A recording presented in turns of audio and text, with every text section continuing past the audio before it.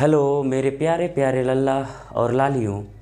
तो बिल्कुल आप लोग सही होंगे और हम भी बहुत मज़ा में बानी, ठीक ठाक बानी। ओके तो आज हम स्टार्ट करते हैं करंट अफेयर्स का एक नया सेशन, एक नया सत्र बहुत ही महत्वपूर्ण क्वेश्चन के साथ। अपने जुनून और अपने हिम्मत को हमेशा बरकरार रखिए और सफलता की राह पे हम लोग धीरे धीरे बढ़ते रहेंगे और आप मेहनत करते रहिए, हम भी आपके लिए करते रहेंगे।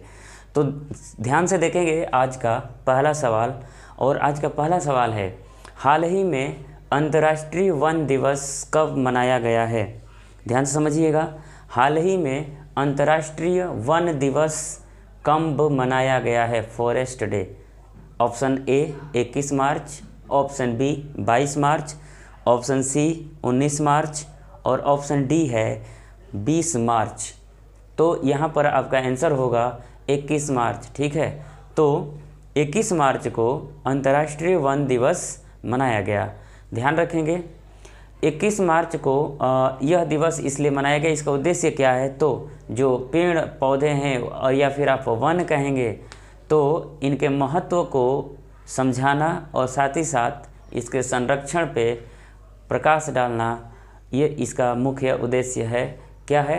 अंतर्राष्ट्रीय वन दिवस 21 मार्च। ध्यान रखेंगे इसी दिन एक और दिवस मनाया जाता है, वर्ल्ड डाउन सिंड्रोम दिवस। कौन सा दिवस? तो ध्यान से सुनिएगा, world down syndrome day. World, ठीक है, क्या है? वर्ल्ड डाउन सिंड्रोम डे या विश्व डाउन सिंड्रोम दिवस, ये मनाया जाता है 21 मार्च को। अच्छा, इसमें क्या होता है? तो जो बेबी होता है, बेबी मानसिक और शारीरिक जो विकार होते हैं उनसे ये जूझते हैं। इसके अंतर्गत जानते हैं क्या होगा? इसके अंतर्गत जैसे हमें पता है कि हमारे बॉडी में, मानव शरीर में 46 क्रोमोसोम होते हैं, गुणसूत्र की संख्या। तो इसी के अंतर्गत अगर बात किया जाए तो ध्यान रखेंगे जो 21वां गुणसूत्र होता है वो इनमें एक्स्ट्रा आ जाता है, एक्स्ट्रा 21 गुणसूत्र इसमें होता है, जिसकी वजह से जो है डाउन सिंड्रोम जैसी बीमारियां होती हैं और इसमें मानसिक रूप से, शारीरिक रूप से जो है परेशानी होती है। अगर बात करेंगे हम और भी दिवस की, तो हमने आपको इसके पहले बहुत सारे दिवस मनाए हैं, तो हम अब यहाँ पर आपको रिवीजन में करा देता हूँ। बिल्कुल ध्यान से जल्दी जल्दी सुनिएगा, है ना। तो पहला हमने जो दिवस बताया था आपको, तो ये दिवस था कि 1 मार्च को क्या था? शून्य भेदभाव दिवस। 1 मार्च को विश्व नागरिक रक्षा दिवस। 3 मार्च को विश्व सुनवाई दिवस। 3 मार्च को वर्ल्ड वाइल्ड लाइफ डे। 4 मार्च को नेशनल सिक्योरिटी डे या 4 मार्च को नेशनल सेफ्टी डे। 8 मार्च अंतर्राष्ट्रीय महिला दिवस। 11 मार्च वर्ल्ड किडनी डे। इसके अलावा सीधे पहुंच जाइए 15 मार्च पे। तो 15 मार्च को हमने बताया विश्व उपभोक्ता अधिकार दिवस। 18 मार्च को हमने बताया ग्लोबल रिसाइकलिंग डे। 20 मार्च को हमने बताया अंतर्राष्ट्रीय प्रसन्नता दिवस, है ना। 20 मार्च को क्या था? अंतर्राष्ट्रीय प्रसन्नता दिवस। और 20 मार्च को ही एक और दिवस था, विश्व गौरैया दिवस, है ना। अच्छा, एक बात और समझेंगे, 20 मार्च को मैंने एक विश्व गौरैया दिवस हमने बताया और 20 मार्च को हमने एक बताया आपको अंतर्राष्ट्रीय प्रसन्नता दिवस यानी वर्ल्ड हैप्पीनेस डे।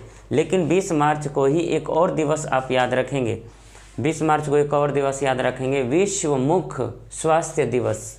कौन सा दिवस? तो 20 मार्च को एक और दिवस मनाया जाता है, विश्व मुख स्वास्थ्य दिवस। ये भी मनाया जाता है 20 मार्च को, यानी 20 मार्च को 3 दिवस हमने बता दिया। इसको क्या बोलेंगे? World oral health day. क्या बोल सकते हैं इसे? World oral health day. तो ये तीनों दिवस याद रखेंगे, एक तो वर्ल्ड हैप्पीनेस डे, फिर उसके बाद वर्ल्ड स्पैरो यानी विश्व गौरैया दिवस, और तीसरा विश्व मुख्य स्वास्थ्य दिवस। ये 3 दिवस 20 मार्च से आप याद रखेंगे। और आज का दिवस आप याद रखेंगे जो हमने आपको बताए हैं, ठीक है। तो चलिए अगली बात हम करते हैं यहाँ से। तो याद रखेंगे अंतर्राष्ट्रीय वन दिवस 21 मार्च को मनाया जाता है। अब चलिए हम बात करते हैं क्वेश्चन नंबर 2 की। तो देखिए, भारत की पहली चेस अकादमी किस राज्य में बनाई जाएगी? चेस अकादमी भारत का पहला होगा और किस राज्य में बनाया जाएगा? ऑप्शन ए है बिहार, ऑप्शन बी है उड़ीसा, ऑप्शन सी है असम और ऑप्शन डी है उत्तराखंड। तो बिल्कुल यहाँ पर ध्यान रखेंगे, भारत की पहली चेस अकादमी बनाया जाएगा कहाँ पर? तो उड़ीसा में। उड़ीसा की राजधानी भुवनेश्वर में बनाया जाएगा, है ना। अच्छा, अगर बात करेंगे, देखिए तो अगर चेस की हम बात करेंगे तो भारत के जो प्रथम ग्रैंड मास्टर, जो चेस के खिलाड़ी होते ग्रैंड मास्टर, उसकी अगर हम बात करेंगे तो भारत के प्रथम ग्रैंड मास्टर कौन थे? आपको पता होगा, ध्यान से सुनिएगा। भारत के प्रथम ग्रैंड मास्टर ये हैं विश्वानंद। क्या है? विश्वानंद। उसके बाद अगर हम यहीं पर बात कर लेंगे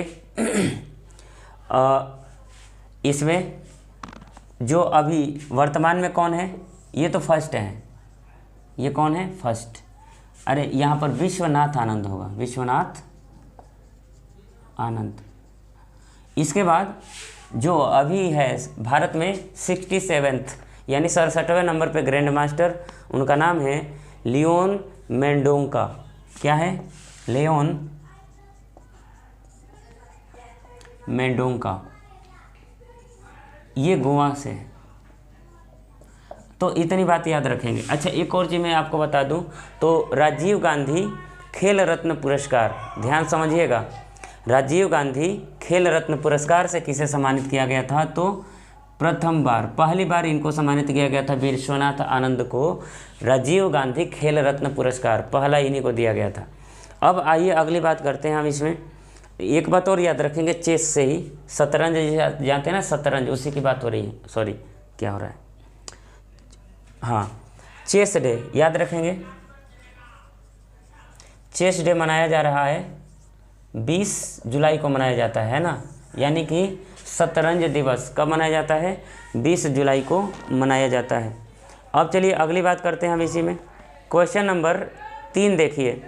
तो क्वेश्चन नंबर 3 है, हाल ही में जारी मिलिट्री डायरेक्ट इंडेक्स के अनुसार किस देश की सेना सबसे शक्तिशाली सेना है?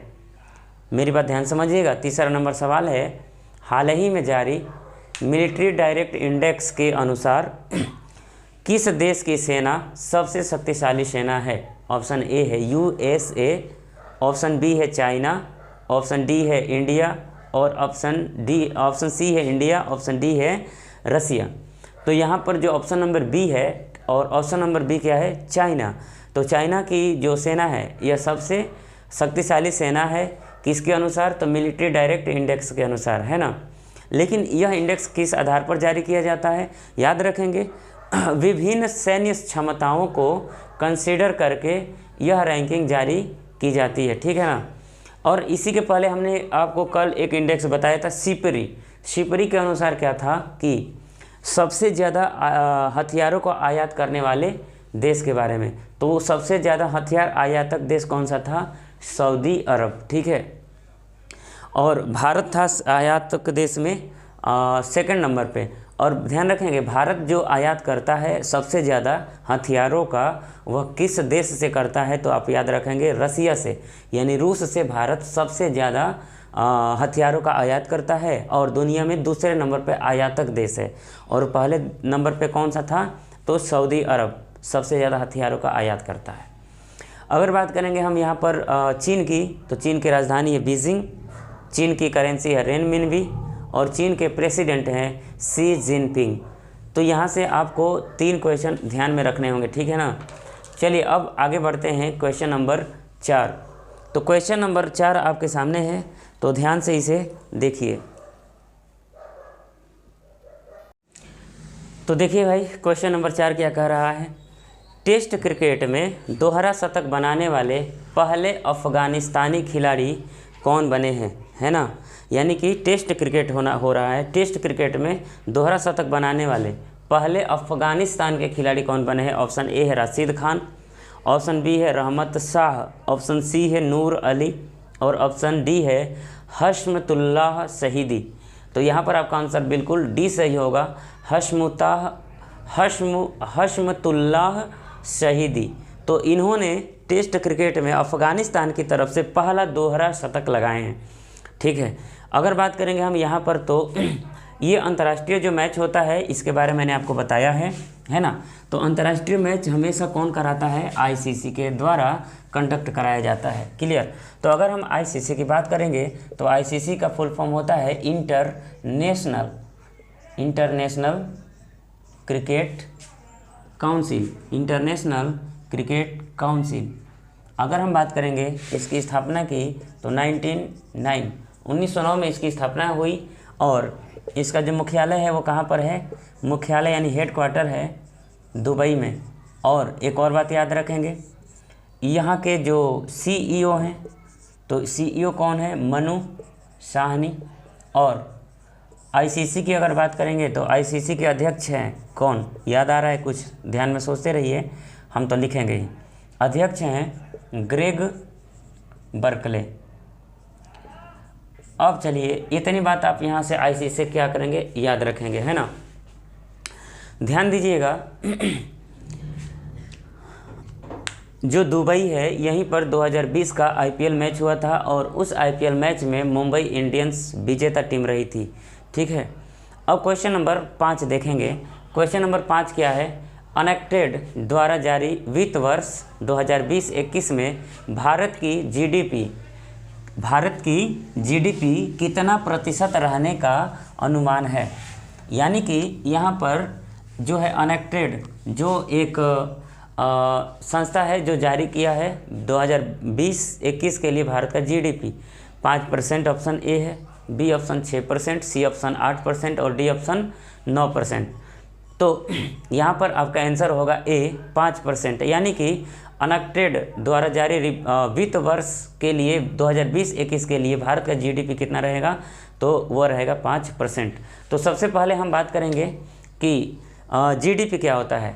तो ग्रास डोमेस्टिक प्रोडक्ट, जीडीपी का मतलब क्या होता है? जीडीपी ग्रास डोमेस्टिक प्रोडक्ट, समझ में आ रहा है? ग्रास डोमेस्टिक प्रोडक्ट इसका क्या होता है? यानी इसको हिंदी में बोलेंगे सकल घरेलू उत्पाद। इसको क्या बोलेंगे? सकल घरेलू उत्पाद, सकल घरेलू उत्पाद जीडीपी। मतलब देखिए इसमें क्या होता है, किस आकलन पे इसको हम करते हैं, ध्यान रखेंगे। किसी निश्चित चालू वित्त वर्ष में किसी राष्ट्र द्वारा उत्पादित समस्त वस्तुओं व सेवाओं के कुल मूल्य को सकल घरेलू उत्पाद कहा जाता है। मतलब देखिएगा, जैसे कोई वित्त वर्ष है, चालू वित्तीय वर्ष है ना, तो उस चालू वित्त वर्ष में कोई भी देश के द्वारा जो उत्पादन किया जाता है किसी भी चीज़ का, तो उत्पादित पूरे वस्तुओं का और सेवाओं का जो टोटल मूल्य होता है, कुल मूल्य को ही क्या कहा जाता है? सकल घरेलू उत्पाद कहा जाता है। अगली बात करेंगे हम अनेक्टेड क्या है। यानी कि यहाँ पर एक और आपके सामने शब्द है और ये शब्द है अनेक्टेड।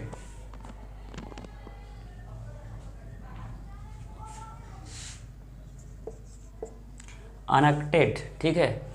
तो इसका फुल फॉर्म ध्यान से नोट करते रहेंगे आप। United nation conference on trade and development. यानी कि मैं यहाँ पर लिखता हूँ तो United nation conference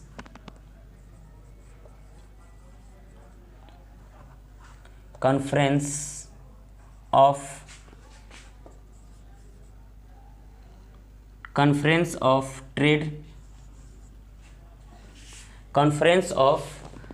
trade and development.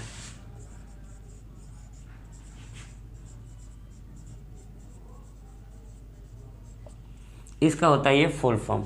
अब बात करते हैं अगली, तो यानी इसको अगर आप हिंदी में बात करेंगे अनेक्टेड, इसने क्या किया है, इसने एक रिपोर्ट जारी किया है और उसमें भारत की जीडीपी बताया है ना, अनेक्टेड। और जीडीपी कितना बताया है भारत का, तो 2020-21 के लिए 5%, ठीक है ना। अब मेरी बात ध्यान से सुनिएगा, इसकी हिंदी अगर बात करेंगे तो संयुक्त राष्ट्र व्यापार और विकास सम्मेलन, है ना। अनेक्टेड की जो स्थापना हुआ था वह 1964 में। यह संस्था कब से काम कर रही है, तो 1964 से यह काम कर रही है। इसका अगर हम बात करेंगे मुख्यालय का, तो अनेक्टेड का मुख्यालय है जिनेवा, और जिनेवा कहाँ पर है, स्विट्जरलैंड में, है ना। अब चलिए आगे की एक और बात करते हैं हम। यहाँ तक आपको सारी बातें क्लियर हो गई होंगी, क्लियर है ना। क्वेश्चन नंबर 6 देखिए, किस देश में विश्व का सबसे बड़ा फ्लोटिंग सोलर पार्क बनाया जा रहा है ना।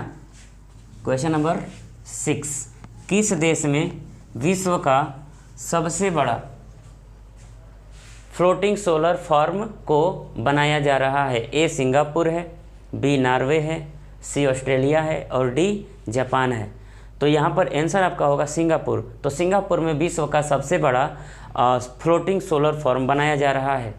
क्या है इसका उद्देश्य, क्या है, तो जलवायु परिवर्तन के मुद्दे को पूरा करना और ग्रीन हाउस गैसों के उत्सर्जन को रोकना या उसमें कटौती करना, इसका उद्देश्य होगा। यानी इसी उद्देश्य के साथ इसका निर्माण किया जा रहा है। और याद रखेंगे सिंगापुर में विश्व का सबसे बड़ा फ्लोटिंग सोलर फार्म बनाया जा रहा है। सिंगापुर अगर बात करेंगे तो बिल्कुल आपको पता है एशिया महाद्वीप का यह एक देश है और राजधानी है सिंगापुर सिटी, करेंसी है सिंगापुर डॉलर, राष्ट्रपति है हलीमा याकूब। यानी कि अगर हम सिंगापुर की बात करेंगे तो सिंगापुर के जो प्रेसिडेंट हैं राष्ट्रपति, तो राष्ट्रपति हैं हलीमा याकूब, ठीक है। और करेंसी क्या है, सिंगापुर डॉलर, और राजधानी क्या है, सिंगापुर सिटी। अब बात करते हैं हम एक और चीज़, यहाँ पर बात कर लूँ, यहाँ पर विश्व का सबसे बड़ा, ध्यान रखेंगे एक और मैं कुछ बात करूँ तो विश्व में सबसे बड़ा महाद्वीप बड़ा सा कौन सा है, एशिया। अगर हम बात करेंगे सबसे बड़ा महासागर, तो सबसे बड़ा महासागर प्रशांत महासागर हो जाएगा। सबसे बड़ी नहर कौन सी होगी, स्वेज नहर। और सबसे बड़ी नदी कौन सी होगी, तो सबसे बड़ी नदी कौन सी हो जाएगी, अमेजन नदी हो जाएगी। तो यहाँ से आप इतनी बात याद रखेंगे, ठीक है ना। अब बढ़ते हैं क्वेश्चन नंबर 7 की तरफ। क्वेश्चन नंबर 7 देखिएगा, अंतर्राष्ट्रीय आर्थिक संबंधों पर भारतीय अनुसंधान परिषद यानी कि ICRIER का निदेशक एवं मुख्य कार्यकारी किसे नियुक्त किया गया है, यानी कि MD एंड CEO। तो यहाँ पर ऑप्शन है विकास गुप्ता, दूसरा ऑप्शन है दीपक मिश्रा, तीसरा ऑप्शन है V मुरलीधर और चौथा ऑप्शन है चिन्मय दुबे। तो यहाँ पर आपका आंसर होगा दीपक मिश्रा, यानी दीपक मिश्रा को अंतर्राष्ट्रीय आर्थिक संबंधों पर भारतीय अनुसंधान परिषद का निदेशक एवं मुख्य कार्यकारी चुना गया है, ठीक है। अब यहाँ पर अगर बात करेंगे तो जो ICRIER है, इंडियन, मैं इसका फुल फॉर्म बोल रहा हूँ तो ध्यान सुनिएगा, Indian council for research on international economic relation. ध्यान से सुनिएगा मैं क्या बोल रहा हूँ, ICRIER,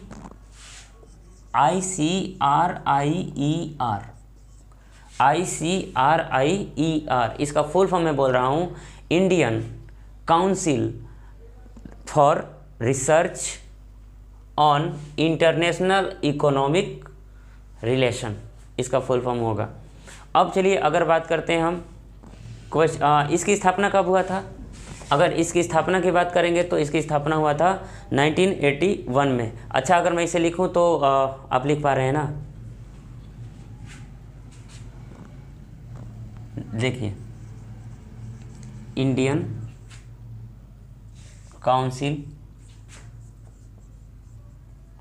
council for research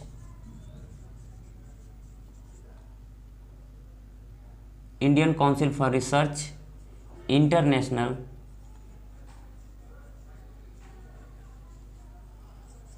economic relation,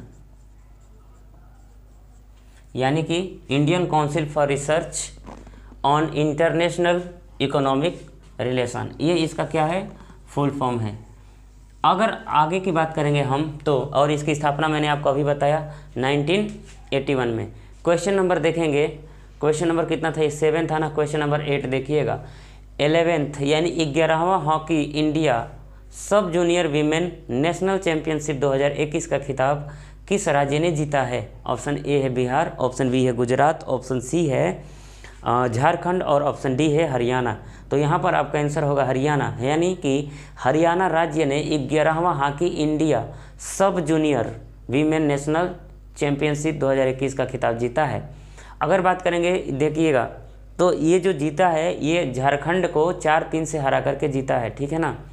और अगर हम बात करेंगे हरियाणा की, तो यहाँ के मुख्यमंत्री हैं मनोहर लाल खट्टर और यहाँ के गवर्नर हैं सत्यदेव नारायण आर्य, और हरियाणा की जो राजधानी है चंडीगढ़। तो यहाँ से आप याद रखेंगे, है ना। अगर बात करें क्वेश्चन नंबर 9 की, तो क्वेश्चन नंबर 9 देखेंगे, राष्ट्रीय स्वयंसेवक संघ RSS के नए जनरल सेक्रेटरी कौन बने हैं। तो ऑप्शन ए है प्रकाश गुप्ता, ऑप्शन बी है विक्रम भट्ट, ऑप्शन सी है राकेश सिंह और ऑप्शन डी है दत्तात्रेय होसबोले। तो यहाँ पर ऑप्शन नंबर डी सही है, दत्तात्रेय होसबोले, है ना। तो RSS का फुल फॉर्म आपको पता है,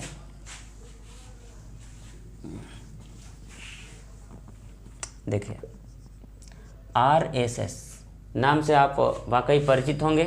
तो राष्ट्रीय स्वयं सेवक संघ, इसका सिंपल सा यही नाम होगा, यानी कि राष्ट्रीय स्वयं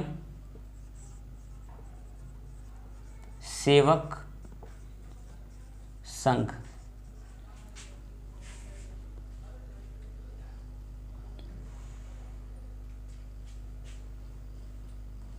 राष्ट्रीय स्वयं सेवक संघ, ये RSS का क्या है, फुल फॉर्म है। अगर RSS की स्थापना की बात करेंगे तो 1925 में RSS की स्थापना की गई थी। अगर 27 सितंबर 1925। अगर बात करेंगे इसका मुख्यालय, RSS का मुख्यालय कहाँ पर है, तो कहाँ पर है, नागपुर। RSS का मुख्यालय कहाँ पर है, नागपुर। और अगर हम बात करेंगे इसके संस्थापक, तो संस्थापक हैं KB हेडगेवर। संस्थापक, RSS के संस्थापक कौन है,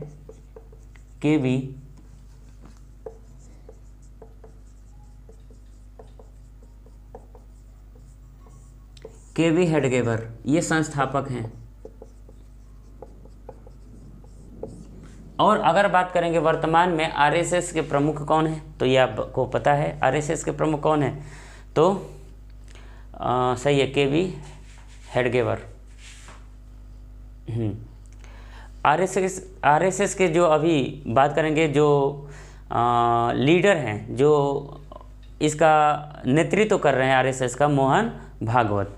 अब बात करते हैं क्वेश्चन नंबर, अच्छा इसमें कुछ और मैं आपको बता दूं, ये क्या मैंने बताया, RSS के नए जनरल सेक्रेटरी। तो इसमें और भी कुछ ध्यान रखेंगे, जैसे कुछ अध्यक्ष की अगर बात मैं करूं आपसे, तो भारतीय राष्ट्रीय कांग्रेस के जो INC इंडियन नेशनल कांग्रेस, जैसे भारतीय राष्ट्रीय कांग्रेस, इसकी जो अध्यक्ष हैं सोनिया गांधी। अगर बात करेंगे हम आम आदमी पार्टी, तो आम आदमी पार्टी के अध्यक्ष कौन है, अरविंद केजरीवाल। अगर हम बात करेंगे भारतीय जनता पार्टी, तो भारतीय जनता पार्टी के जो अध्यक्ष हैं JP नड्डा। बहुजन समाजवाद पार्टी, तो बहुजन समाज पार्टी के जो BSP के अध्यक्ष हैं मायावती, है ना। उसी तरीके से SP सपा के कौन है, कमेंट में बताइएगा।